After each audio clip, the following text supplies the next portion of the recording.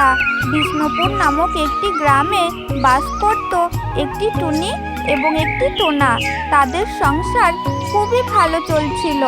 একদিন টুনি পাখি টোনাকে বললে, টোনা, আমার না খুব আপেল খেতে ইচ্ছা করছে, কিন্তু সেটা বাজার থেকে কিনে নয়, আমার নিজের হাতে লাগানো গাছ থেকে আপেল খাবো। কেন টুনি? বাজার থেকে গাছ এনে ওটা লাগিয়ে ওখানে ফল হতে অনেক সময়ের ব্যাপার। তার থেকে বরং আমি বাজার থেকেই আপেল কিনে এনে তোমাকে দিচ্ছি। টোনা, বাজার থেকে তো আপেল কিনে প্রায় খাই, কিন্তু এখন আমার ইচ্ছা করছে আমি নিজে গাছ লাগিয়ে সেখান থেকে আপেল খাবো।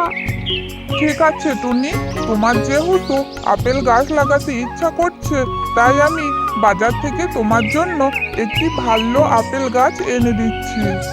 আমার লক্ষ্মী টোনা, এই না হলো আমার টোনা। হয়েছে বাবা, হয়েছে।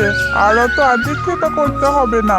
আমি যাচ্ছি বাজারে তোমার জন্য আপেল গাছ আনার জন্য।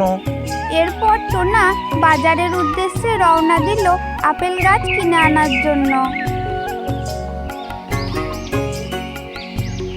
বেশ কিছুক্ষণ পর টোনা একটি আপেল গাছ নিয়ে তার বাড়িতে ফিরে এলো। এই নাও টুনি, তোমার জন্য আপেল গাছ নিয়ে এসেছি। এরপর টুনি সেই আপেল গাছটি তার উঠানে লাগিয়ে দেয়।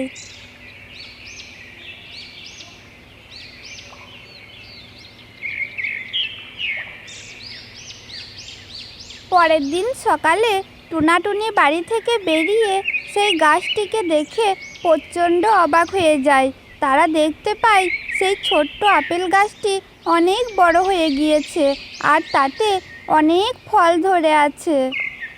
এ কি অবাক কাণ্ড গো! এই আপেল গাছটা তো দেখছি একদিনের মধ্যেই ফল দিয়ে ফেলেছে।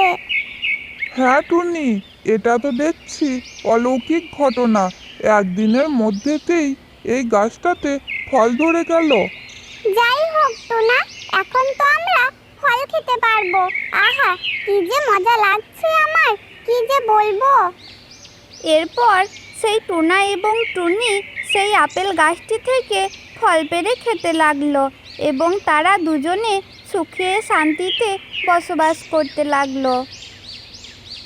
তো বন্ধুরা, আমাদের এই ভিডিওটি তোমাদের কেমন লাগলো? যদি ভালো লাগে তাহলে অবশ্যই চ্যানেলটাকে একটি সাবস্ক্রাইব করে দেবে এবং একটি লাইক করে দেবে। ধন্যবাদ সকলকে।